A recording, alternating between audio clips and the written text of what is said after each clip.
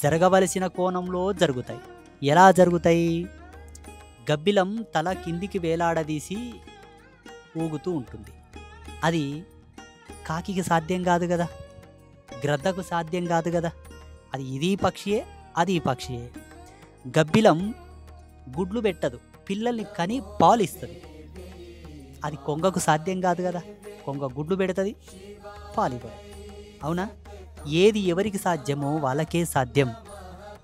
అదేదో చేస్తుందని నేను చేయబోయి ఇవ్వాలనుకుంటే పాలు ఇవ్వడానికి ఇవి లేవు. పిల్లలు కనాలంటే లోపల సెట్టింగ్ లేదు. గుడ్లు పెట్టే సెట్టింగ్ ఇచ్చి పంపాడు దేవుడు.